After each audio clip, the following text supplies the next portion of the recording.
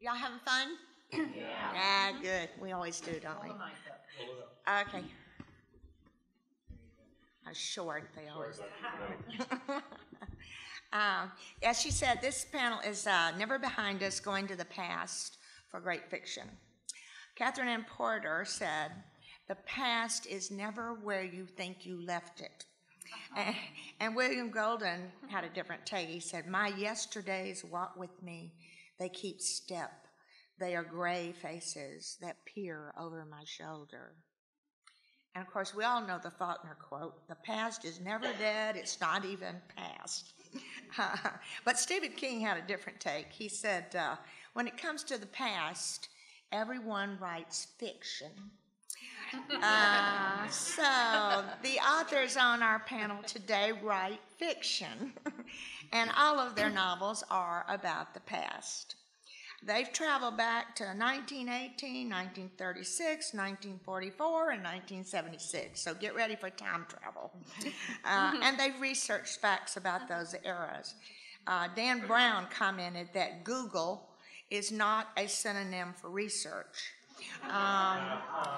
These authors definitely went beyond Google, and they followed the model of Samuel Johnson, who wrote, "A man will turn over half a library to write one book."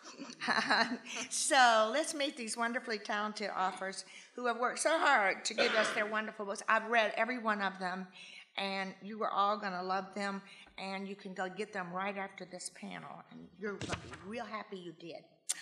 Sitting to my right is Margaret Wilkerson Sexton. She is the author of A Kind of Freedom, and here it is. You're going to want this.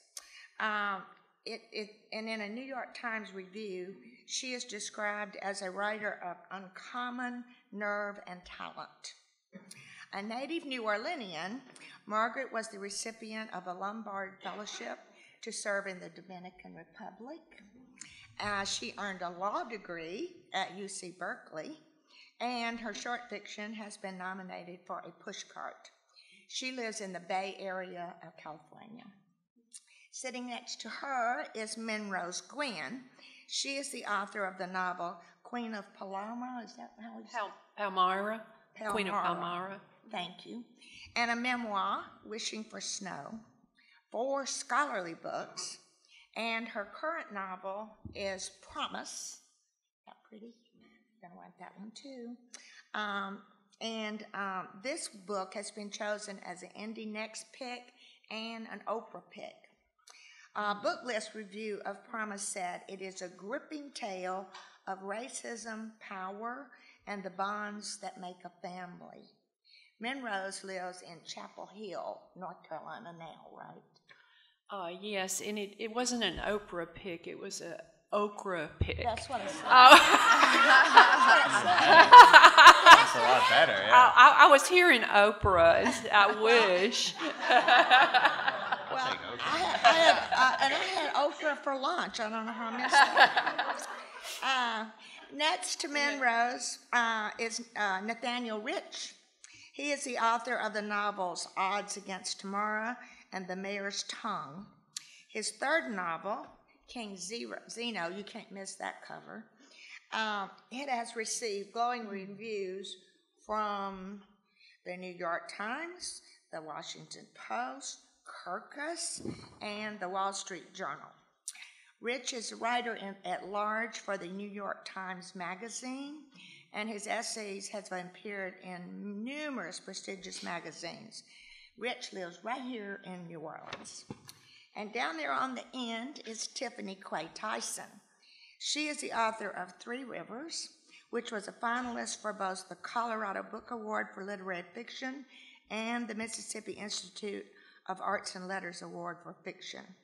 Her current novel is The Past is Never, and it has been called haunting, beautiful, and brilliant. She is a faculty member of the Lighthouse Writers Workshop. She lives in Denver, Colorado now. So let's get started. Margaret, let's start in New Orleans, right where we are. I know you moved away when you were just 12. Mm-hmm. And yet, I think any New Orleanian here would testify that you know the city well after reading this book. In your wonderful novel, you write about the food, the language, the customs, as though she walks the street daily. How do you explain the wealth of knowledge about not only post-Katrina, which you describe, but the city as it was in 1944? Well, thank you. As Bev has mentioned, the book spans 3 generations, spanning World War II to post-Katrina. And and the book weaves between these generations. And so I had to research each pocket of time in order to present them authoritatively.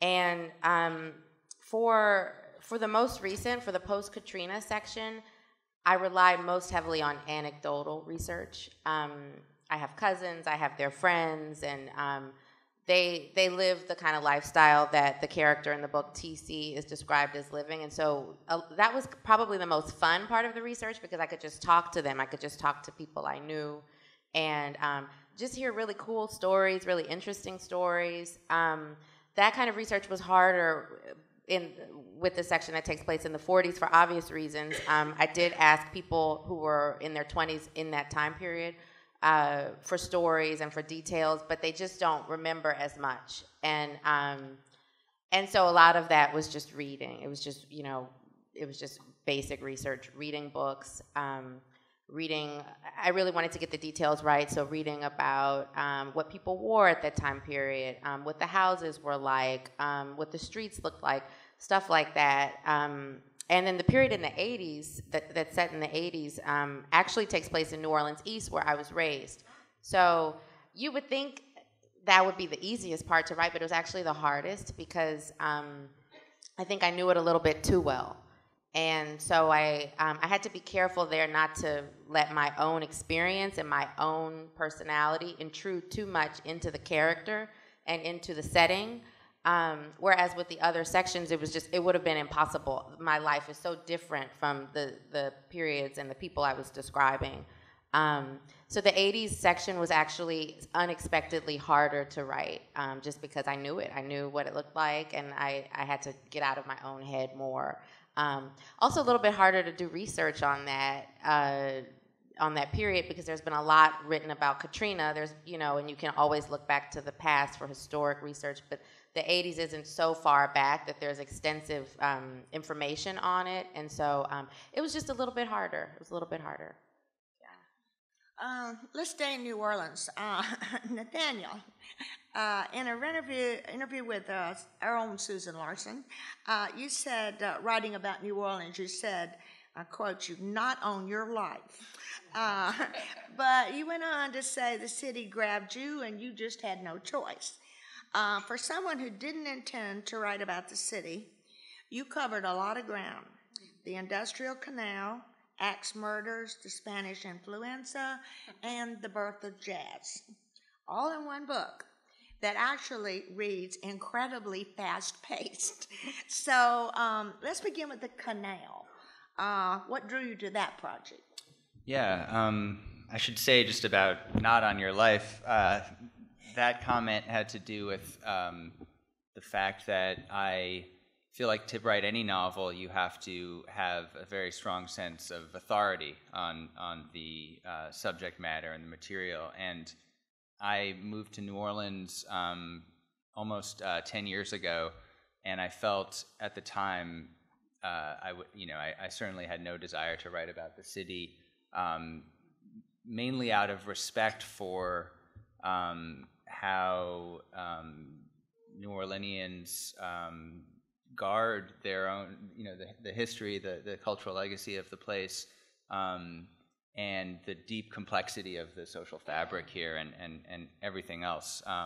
So I didn't want to go near that. I didn't feel like I nearly had the authority. But after living here for a number of years and coming across all of these incredible stories that all seem to be happening at the same time, 100 years ago now, 1918 is when the novel takes place, I started seeing connections, and I was especially drawn by the canal, because the original shimmer of the novel was a desire to try to understand and understand through writing about the idea of man's desire to control nature.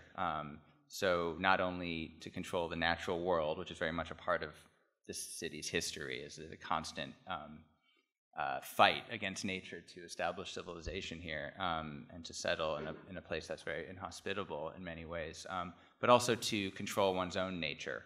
And so that I had that sort of idea in the back of my mind, and then when I started reading more about the canal, it seemed the perfect kind of vessel for that, and I started seeing connections again with the Axeman case, with the birth of the new art form in jazz, and the end of the war, and finally I convinced myself that though I would never dare to write a novel about Katrina or a novel about even present day New Orleans, I felt that I could, with enough work and research, become the world's authority on 1918 New Orleans. And I feel like after living there for 6 years, I can state that confidently, that I'm the world's expert on 1918 New Orleans. And so once I had done that research, and was confident enough, then it started to seem have a sense of inevitability. And yeah, as I said, the stories were too fascinating, and the connections were too rich not to pursue it. And it did seem he was an expert on that era. Let's move up the road to Monroe's. Your novel, Promise, takes place in Tupelo, and you said that the genesis was the stories your family told you about the horrific tornado that occurred there in 1936. Could you talk about those stories to us? Oh, yeah, sure. Before I do, I'd just like to give a shout out to the person who made all this possible, and that's Carrie Farron over there, my editor at William Morrow HarperCollins. I'm so happy to see you, Carrie. I grew up in Tupelo in my grandparents' house because my mother was divorced and we both lived with my grandparents. And the topic of conversation almost inevitably at night was the horrific, historically disastrous Tupelo tornado of 1936. And these were really wild stories. There were stories of flying children. My grandmother had found a dead baby girl in her crepe myrtle bush outside. Their house was one of the few left standing. The winds came in at 318 miles an hour with absolutely no warning, systems in place the way we have today.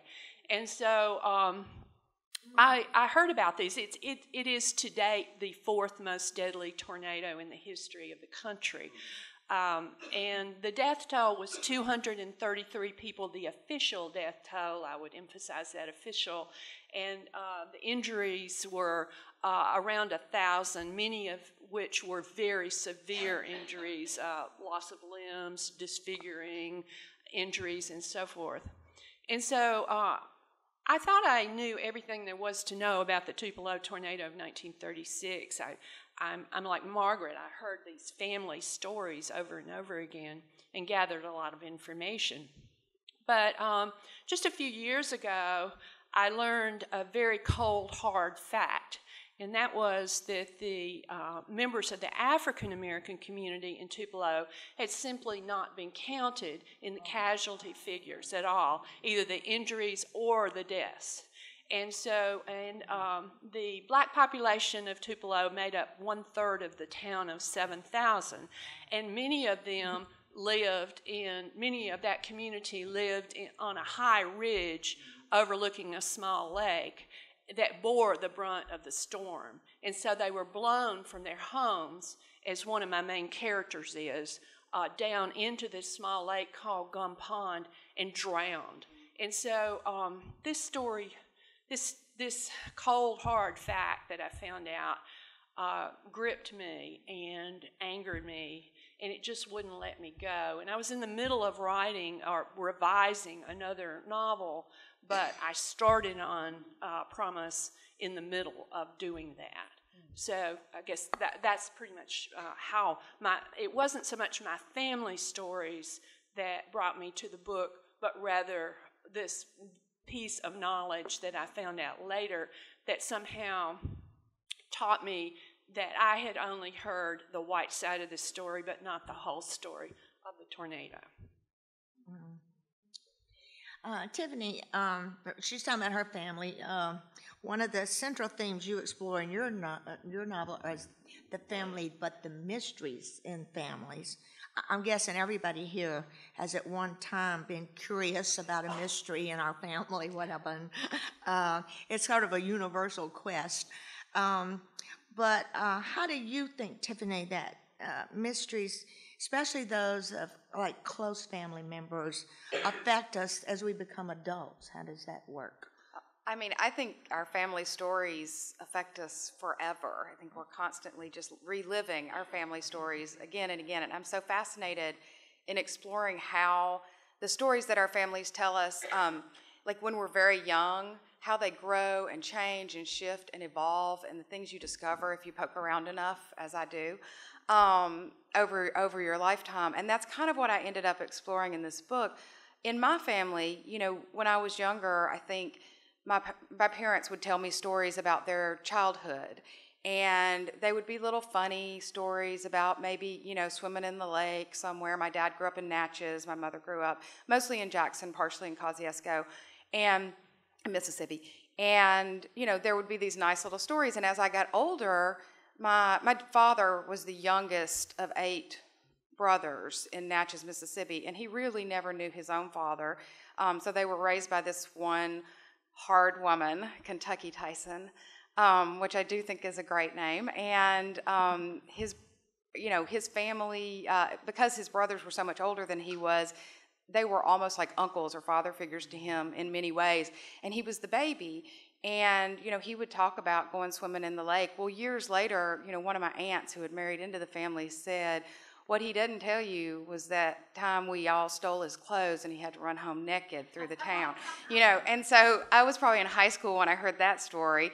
And then a few years later, they'll say, you know, well, what they're not telling you is that that's when so-and-so got arrested for jumping out the back window of the cat house or the, you know, so the stories that they told us when I was a child seemed like innocent, fun. You know, they're like something you'd watch on Andy Griffith. Everybody went fishing and swimming and, you know.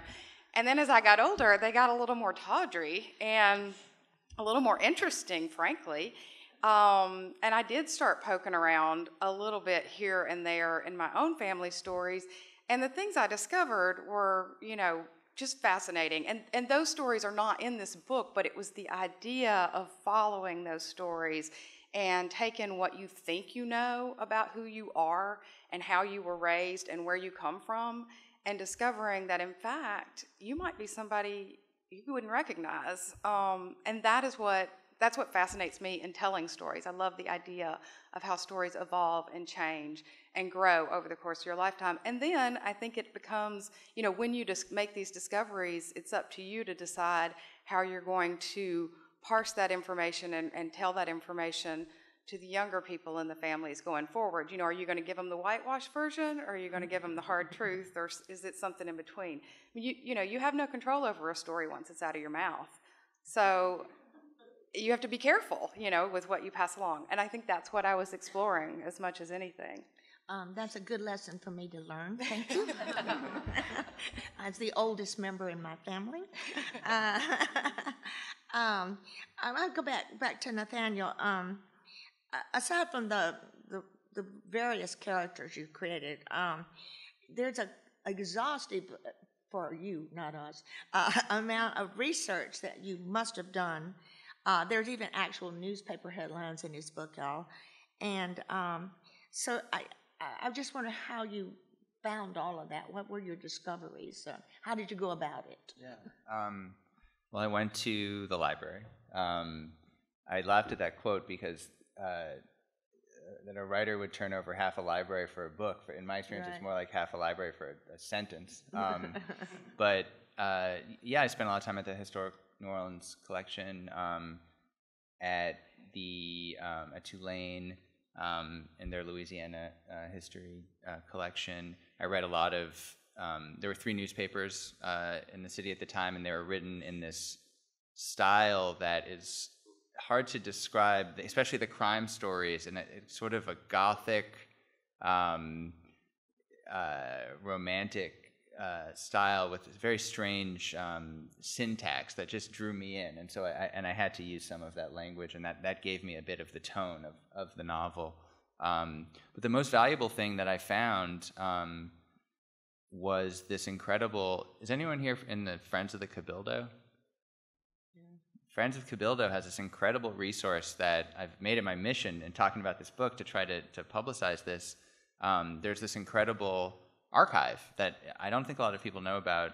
You can only access, I believe, at the central branch of the New Orleans Public Library on the 3rd floor in their Louisiana room, and it's 200 oral history interviews conducted by Friends of the Cabildo, mainly in the 70s and 80s.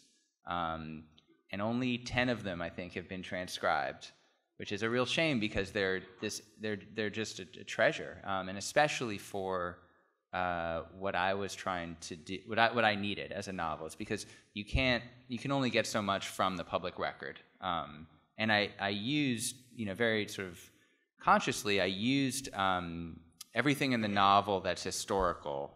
In other words, anything that you could verify that's in the public record is accurate. That was the standard I set for myself. So it's the architecture of historical events is the structure. But really the life of a novel is the intersection between the public life of the time and the private life of the characters. And the kind of details that you need to write a novel, you can't find just in newspaper articles. And so this oral history archive I went through basically, I found the 20 or 30, there are little index cards for each interview that says the name of the subject and the date of the interview and when they were born. And so I went, using the birth dates, I found basically 20 or 30, a subset, who were sentient in the period that I'm writing about, that I wrote about. And I listened to those interviews they're on cassette tape, and you have to listen to them on a Walkman. That's essentially a period-appropriate Walkman from the 70s, these dinky little headphones.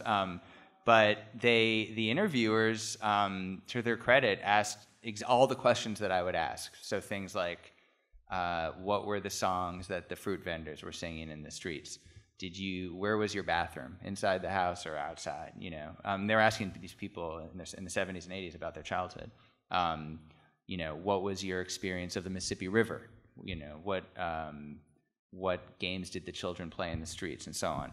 And the interviews are with a broad swath of New Orleans society, and so the details I was able to get from those interviews really were key and helped me feel like I could really accurately represent this time, and so it was a real gift.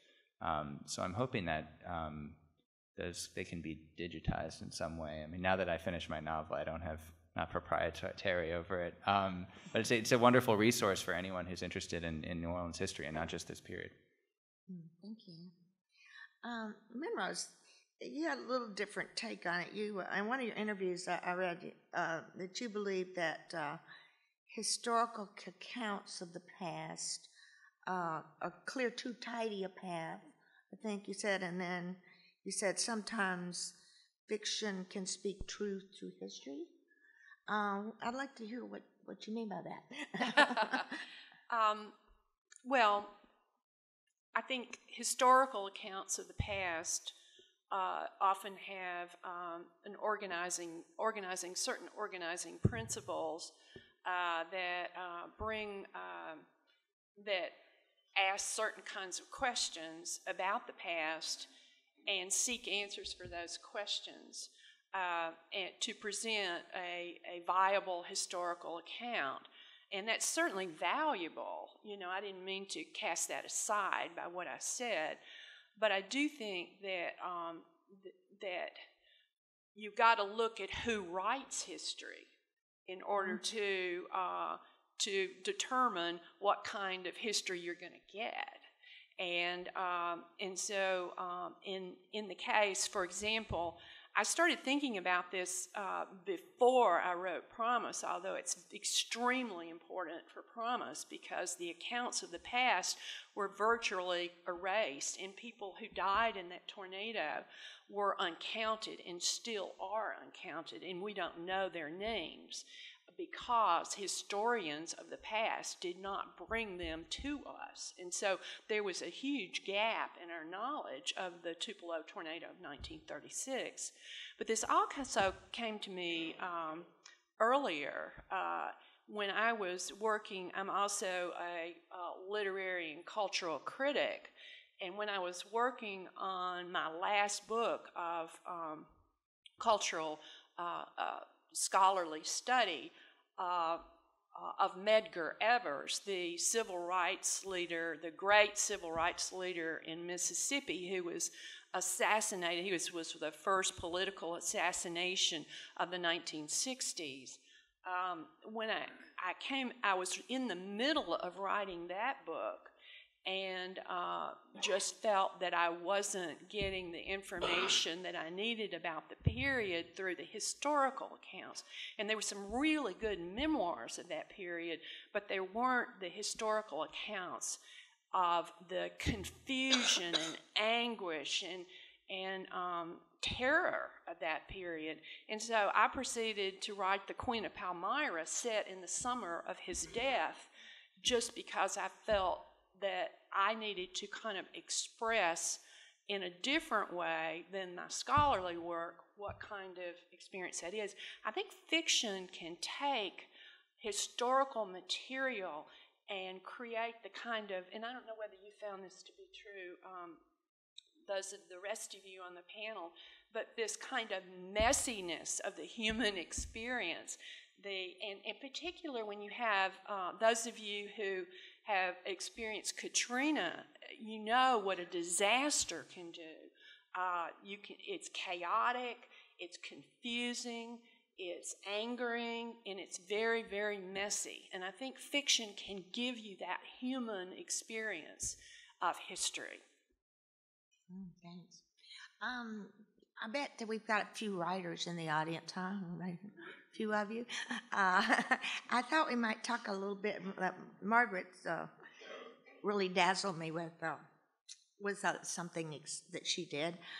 She has three narrators you do in your novel, and there's Evelyn, and then her daughter Jackie, and then Jackie's son T.C., and they're all different eras. And so you read one, and then you read the other, and then you read the other. And it's like three different people wrote this book. I mean, you just can't believe that the same person wrote all of these accounts in their voices. I was really, I mean, you nailed them. I just wanted to know how you did that. How difficult is that? I mean, all in one book, it's tough, I think. Thank you. I appreciate that.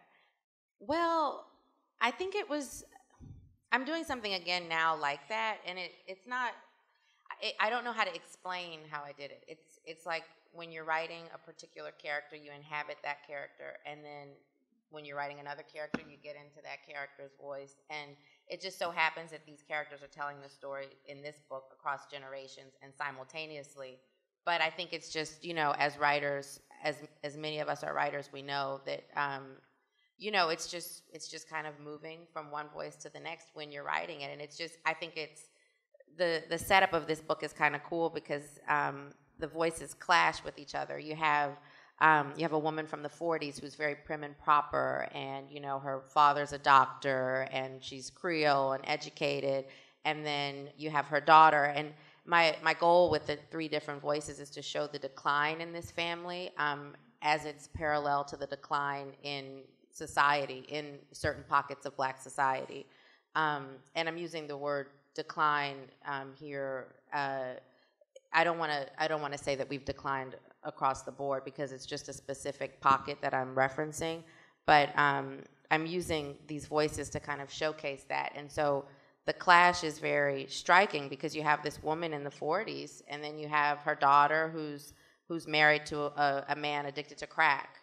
And then you have, in post-Katrina society, you have a drug dealer and these are three extremely disparate voices in the same family, and you would expect for the woman in the 40s to have a grandchild who would outdo her, you know, who would do so much better, and it's actually going downhill. And it's just, I think the fact that it's going unexpectedly downhill, I think the fact that the voices are so strikingly disparate, and I think, you know, the fact that they're telling stories in three generations presented in a parallel, simultaneous way, that is striking. As a writer, though, you know, really I just inhabited three characters' voices, you know? Yeah, well, I don't buy that. Sorry, I don't buy it.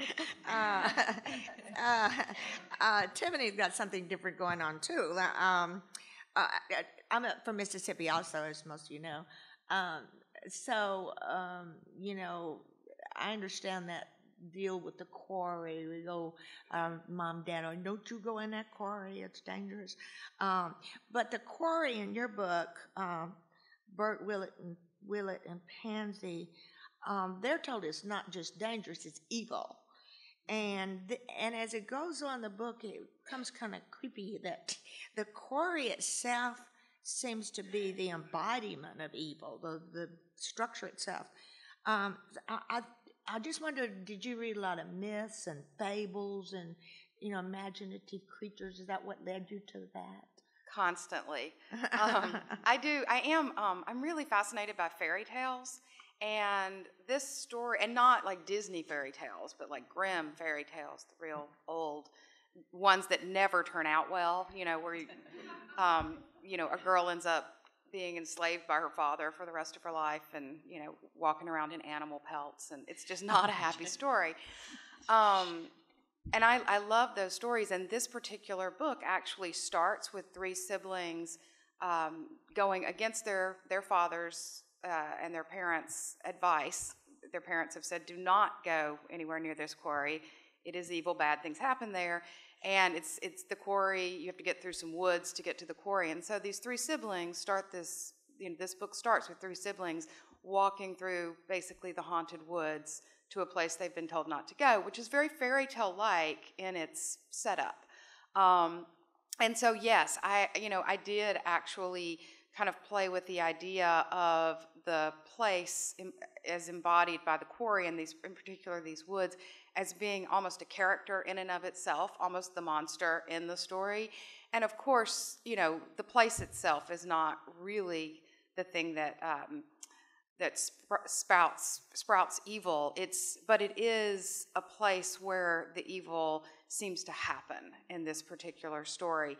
And I like the idea. I like the idea of using a particular place as character, and I liked the idea of sending these three characters off on a journey that I felt was very steeped in myth and fairy tales, and then having the story kind of sprout up from there. So I did play with those tropes a little bit.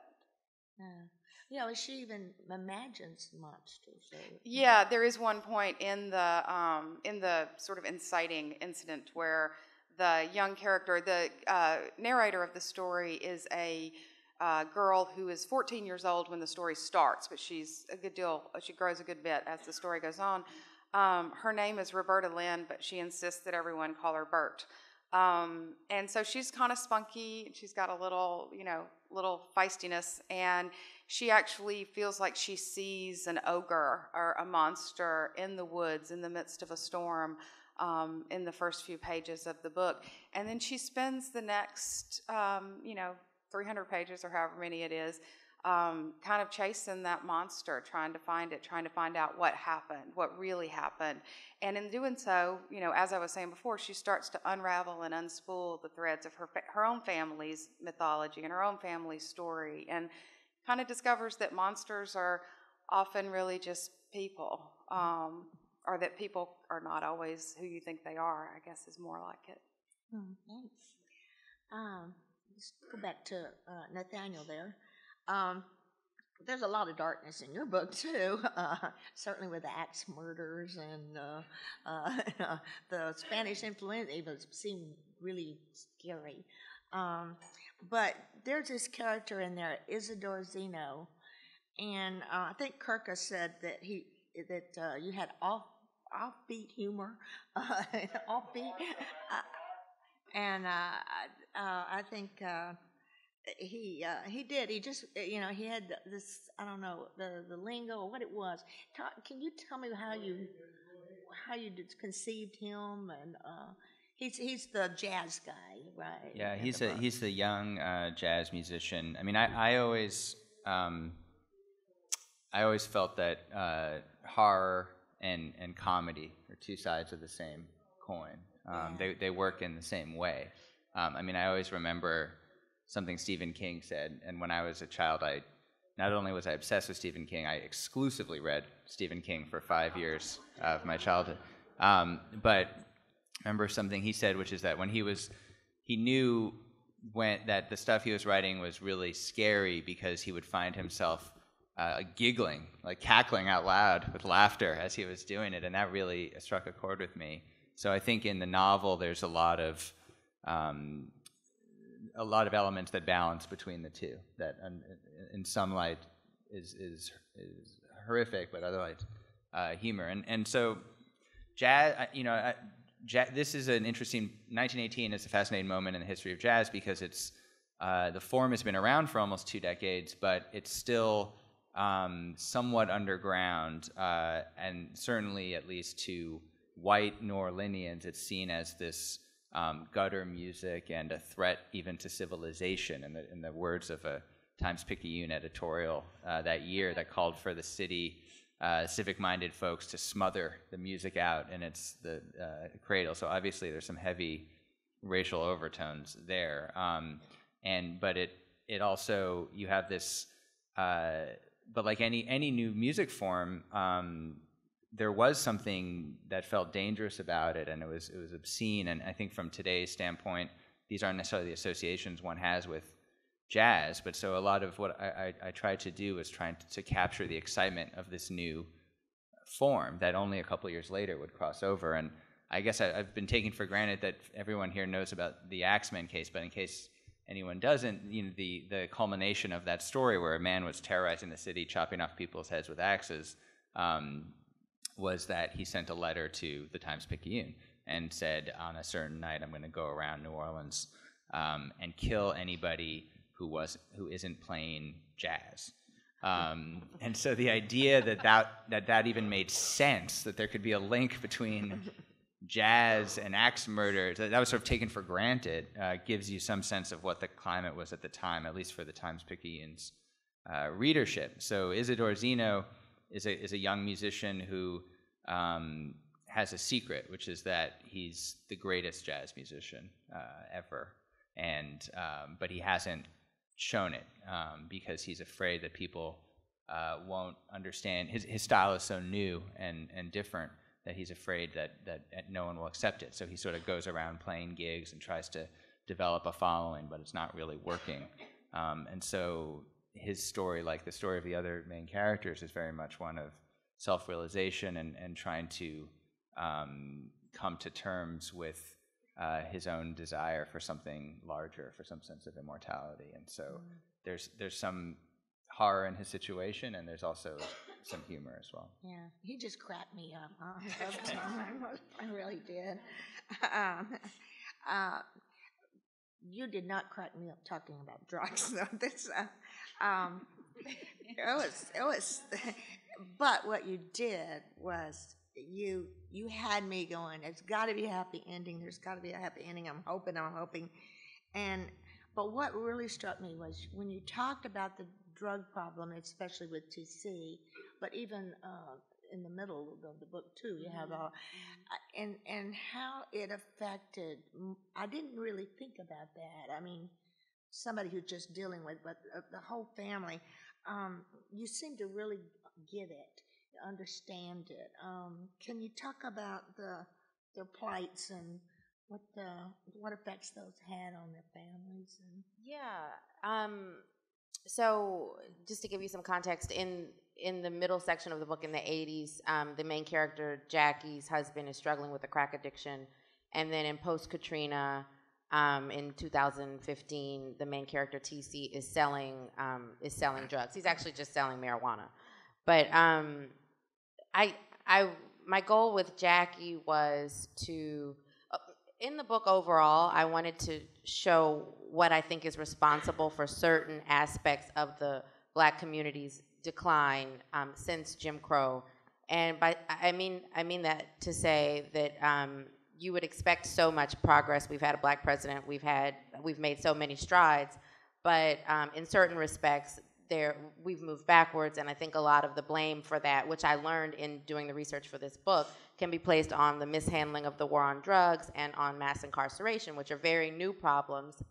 So we've lost old problems like Jim Crow, but some replacements have come in their wake to sort of to do the same work that Jim Crow was doing.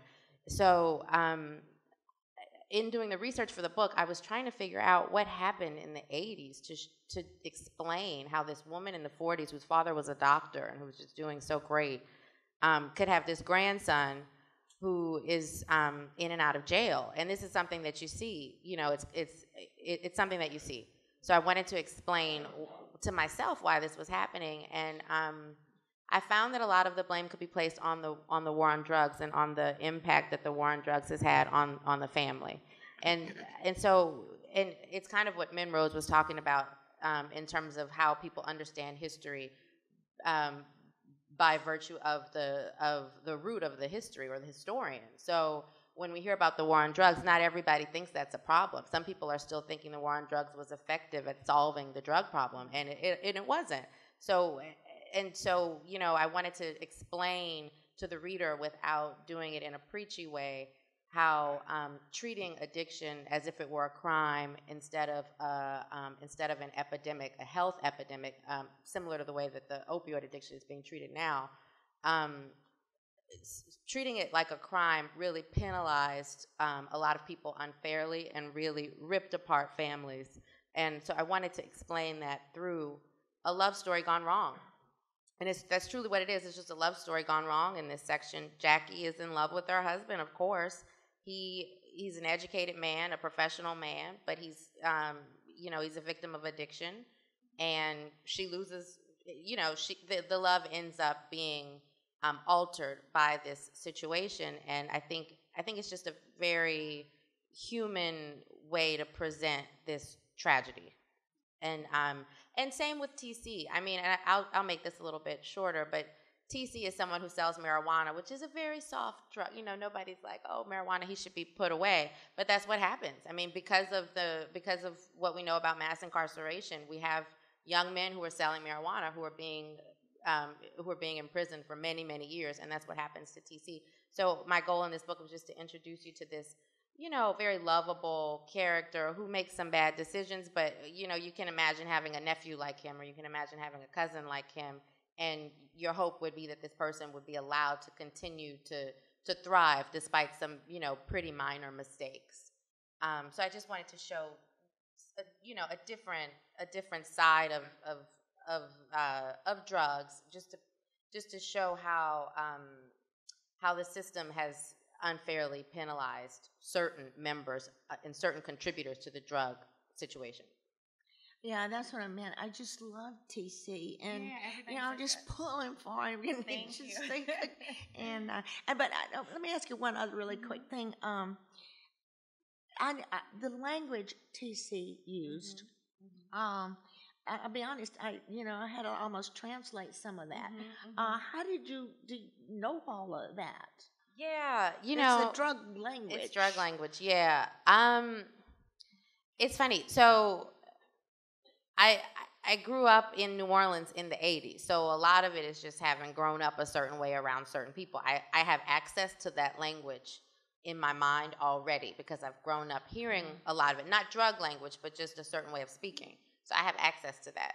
And I think that's why it's good when people are writing about their own communities. It's easier because I have access to that. So I was able to write it, and then I was able to go and kind of verify with people that I know that the language was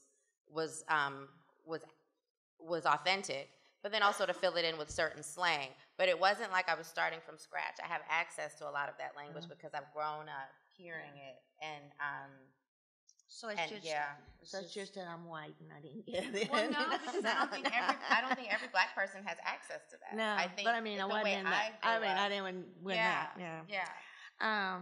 Well, speaking, you've got a black character and a white character in your book, and the teenager is Joe, who's white, and then Dovey is a great grandmother, who's black, and they, I mean, the voices were spot on with those also, but they had such different struggles because one was black and one was white.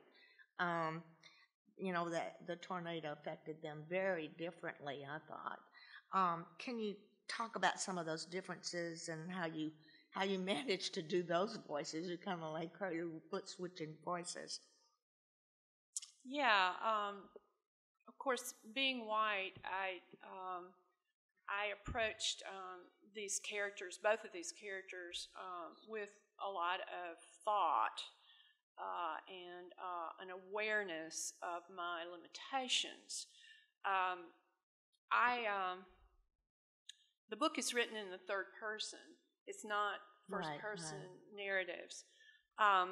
One of the things, there are alternating chapters between Dovey, this black great-grandmother who is a laundress for members of the white community, including the family of Joe, the 16-year-old girl, white girl, whose family is connected by blood to Dovey's family, because Joe's terrible, nefarious older brother raped Dovey's granddaughter, Dreama.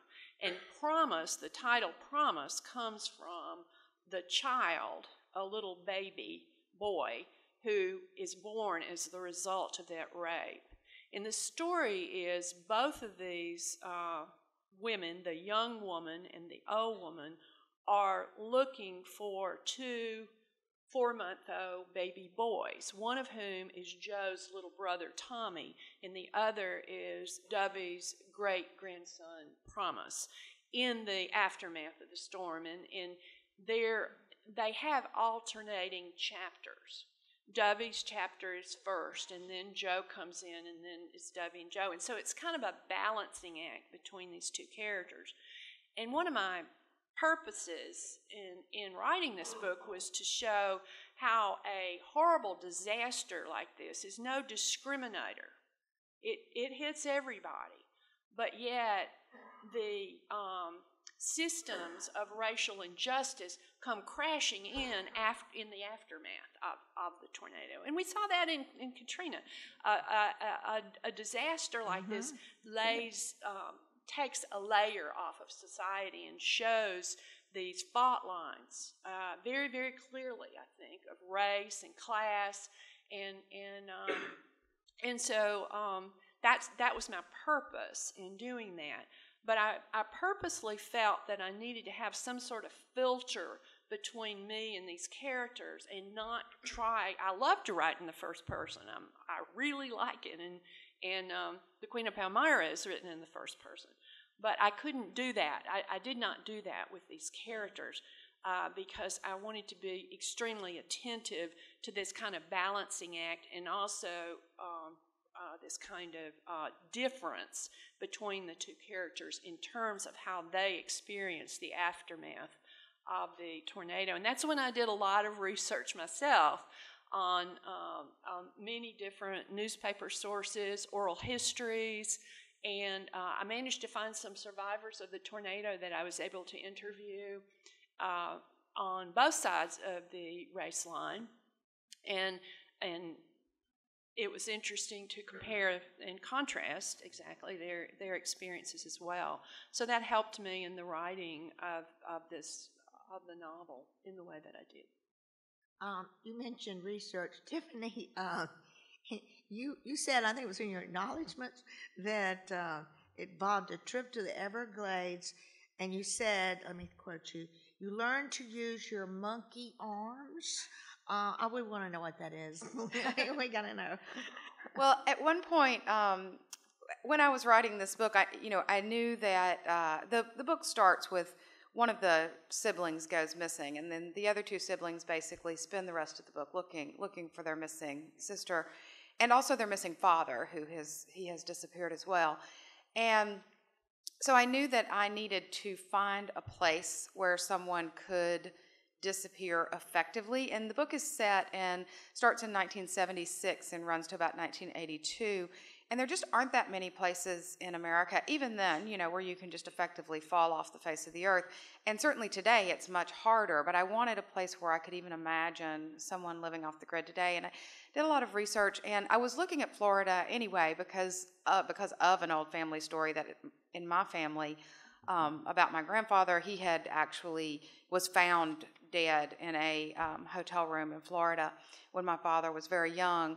And then there were a lot of rumors that maybe it wasn't actually him and maybe he faked his death. And so there was a whole train of thought going on as I'm writing this fictional story that actually was based in some reality. And so I was looking at Florida, and I was looking at different places in Florida thinking, okay, well, where, if someone were going to live off the grid, would that be? Well, the Everglades, you can really still disappear in the Everglades. And I read a lot, there are men who live on islands in the Everglades, and they call them the Everglades hermits. And they'll come into town occasionally and stock up on supplies and whatnot, but they mostly just live off the grid on these islands out in what they call the 10,000 islands. Now, there aren't actually 10,000 islands, but there's a bunch of islands, and they shift and change and pop up and disappear quite often. And so in the course of doing this research, and particularly in the time period that I was looking at, I discovered two things that really sealed the deal for me, Everglades-wise. First of all was the idea of a monster called the skunk ape or the swamp ape, which kind of fit in with my idea of monsters. And second was the fact that in the 1980s, late 70s, early 80s, that the Everglades was where a great deal of the marijuana trade was happening in America. Like a lot of the marijuana was coming in there, and so they would send these fishermen out who had always just caught fish. They started paying them thousands of dollars, sometimes a day, to go out and catch what they called square grouper, which was bales of marijuana, and bring them in and traffic them through America. And at some point, a huge portion of these men, like fully 3/4 of the men in the town, these little towns, were arrested all at once on one day. And I just thought, I have to use that. Like, that's too good to not use. And so I said to my husband, I think we have to go to the Everglades. I have been to Florida many times, but I hadn't spent enough time in the Everglades. And I said, I think we have to go to the Everglades. I need to spend some time there. There's some things I want to do. There's some things I want to see. I need to look at, certain pieces of geography. And so when we got there, I said, let's go kayaking. And so we set up this kayaking trip, which was, and I love to kayak. I kayak in Colorado. We've kayaked in Hawaii. I've kayaked in Alaska. I think it's great. So we set up this kayaking trip, and we're kayaking out past this old lazy alligator who's sunning himself right on the banks, and he just kind of, gives you that one eye that goes like that. And the thing about kayaking in these shallow river waters and over these mangrove roots, like the mangroves are so, have those big, like limb-like roots that will almost grab you. And the cedar trees, I mean, it was beautiful, but it gets very shallow, and it's hard sometimes to actually get your boat through. I mean, sometimes they'll get out and pull. I wasn't keen on getting out of the boat with the alligator right there, because I feel like if there's one alligator, there might be more. And so I was kind of like, I don't know if I want to get out and pull this boat. And the woman who was leading us through said, what you want to do is use your monkey arms. And I just laughed. And I stopped, put my paddle down, wrote it down because I had to have it. And I said, now show me. And she went through. So the mangroves grow like in canopies. You probably have all seen this. And so when you go beneath them, rather than paddle, you just put your paddle in your boat and you just pull yourself along with your monkey arms. It is so efficient and fun, and you do feel sort of primitive when you're doing it.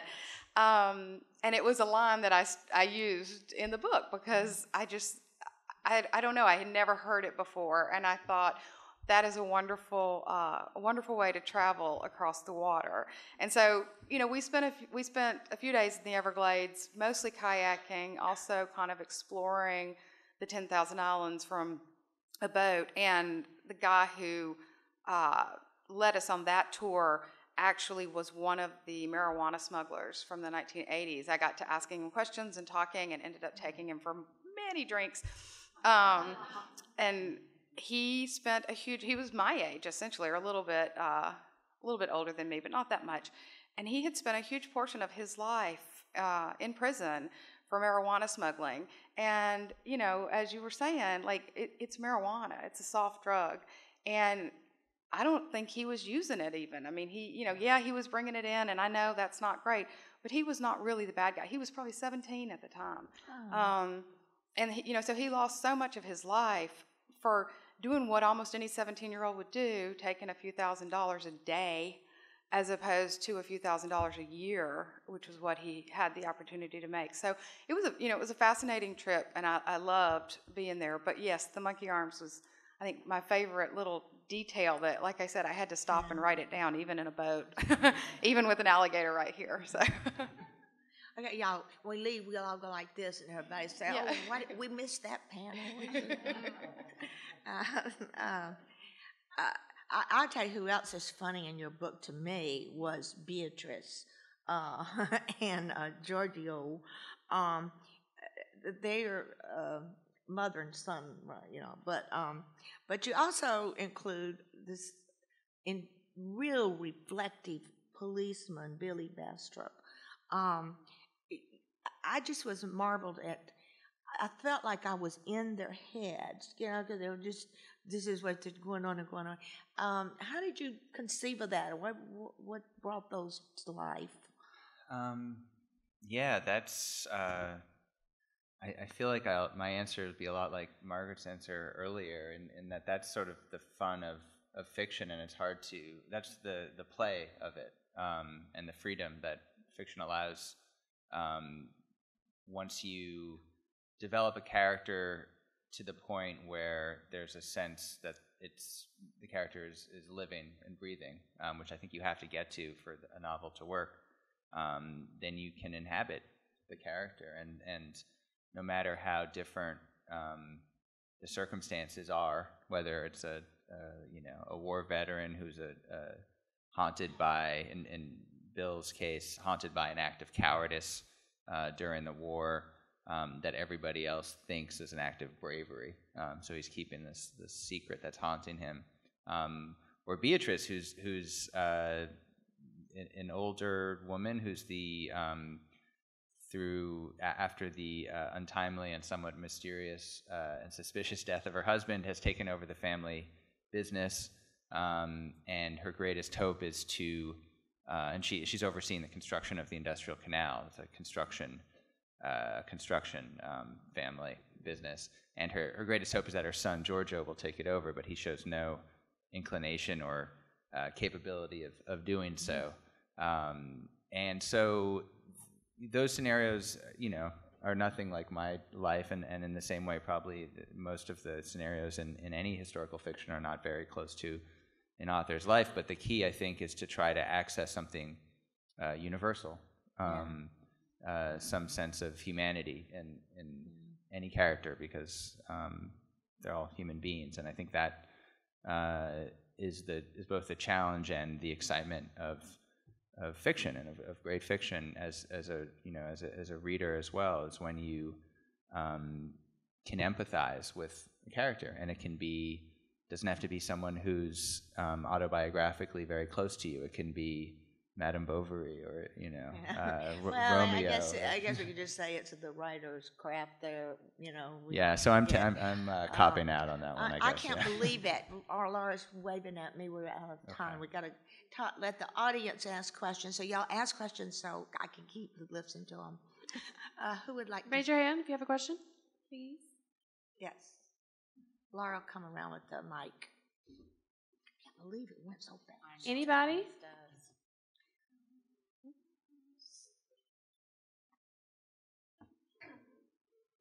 Be hard to get to. Excuse me.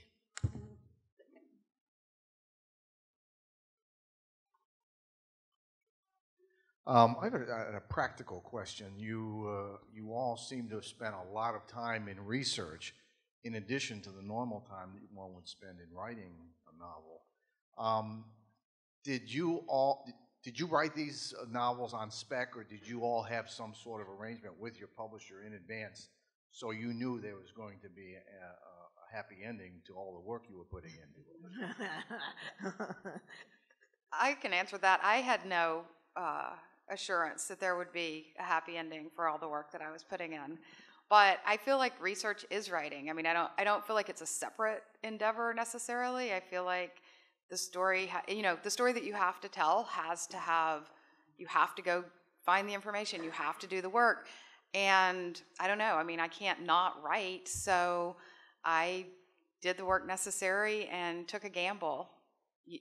I had no assurance. Maybe the rest of my illustrious panelists knew that their book would be published, but I had no assurance. Oh, well, I can speak to that too. I actually wrote a book before A Kind of Freedom that I spent 4 years working on, and I went through an agent who couldn't sell it, and I was working basically and seeing no results. So when I moved on to this book, I actually I felt more confident that it wouldn't work out. I was cynical about it because I had seen what had happened with the last 4 years of my life.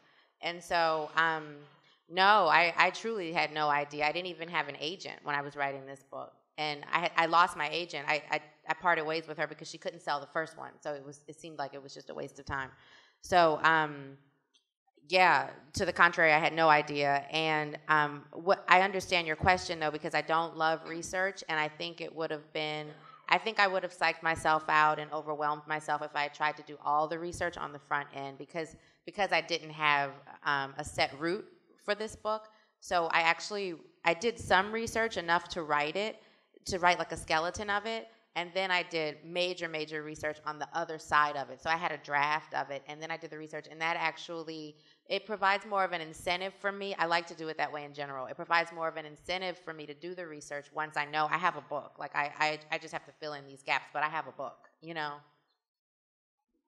Yeah, I'm like that too. I have to write a little bit of the book, no matter how historical it's going to be, before I can feel comfortable investing the time in the research. And that's what happened with me with Promise. Is that when I found out the real story of the tornado, I felt like I just had to jump in and write a couple 3 chapters and get that going, and then I sold that was I got a contract on those chapters, and then I really leapt into the research. And one of the things I will say is that my first book, my first novel, and my memoir, I had no idea where it was going to go. And it is a leap of faith. And it's even a leap of faith when you do have a contract, I think. But what I found is with Promise, the difference was that I wrote the book much faster because I knew that there was, something out there. Thank you, Carrie. And and so the book went much faster. And that may be just because of the book itself, or it may be because I was a more experienced fiction writer at that time. But the book went much faster with the contract at the end of the line. Yes. Yeah, I would just simply add, if you're not doing this because it's fun, you're probably not doing it well, or you're not going to do it, period. And so I don't really know many novelists who have contracts before they start work on a novel.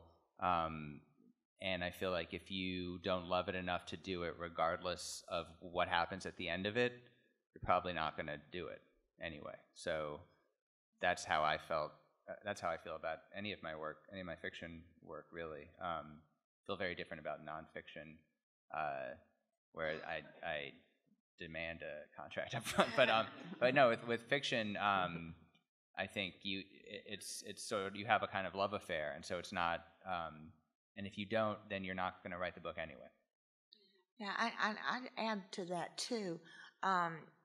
Writer's Brain, when I sold that, but it was a 2-book contract. So it took me 8 years to write Writer's Brain.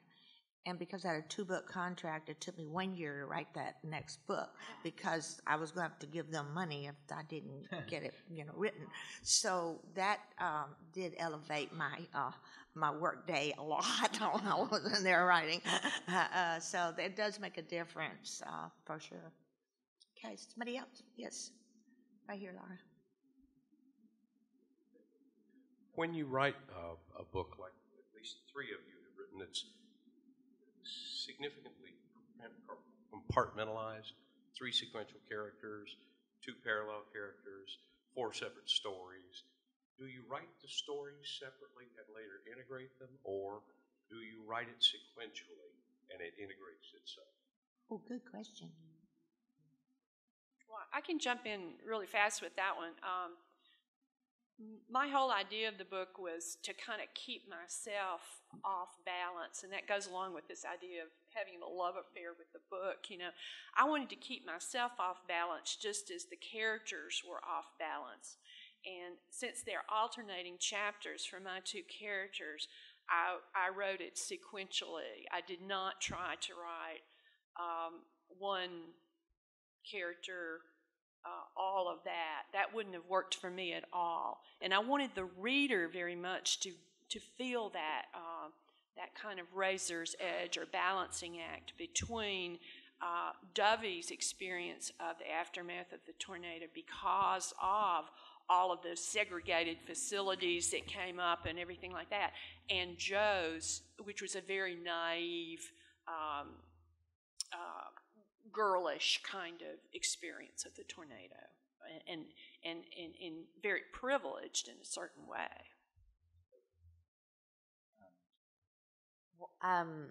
I also wrote. Well, no, I didn't. I did the opposite. I think, if I'm understanding you correctly, I wrote just each character's voice, and then went back and assembled them like a puzzle. But I wrote each character's voice 3 times. I'm working on something now where it's 2 parts, or actually, that's not true.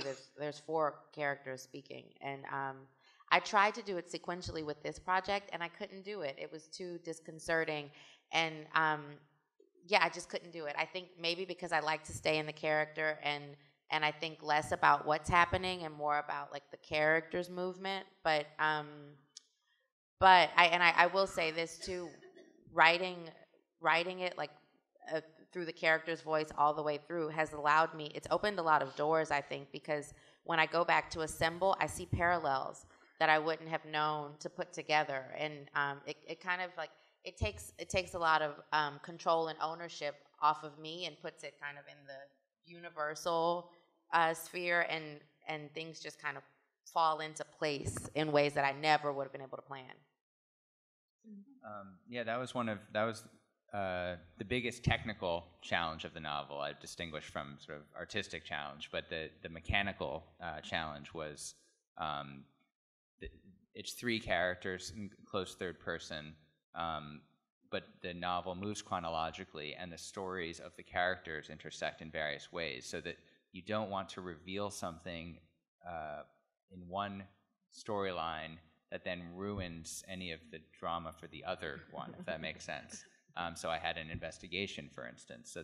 So there's some tricky, I won't give anything away, but there's some tricky sort of mechanical things that you have to move, and I found that very satisfying, in part because it was a break from the much more challenging artistic challenges.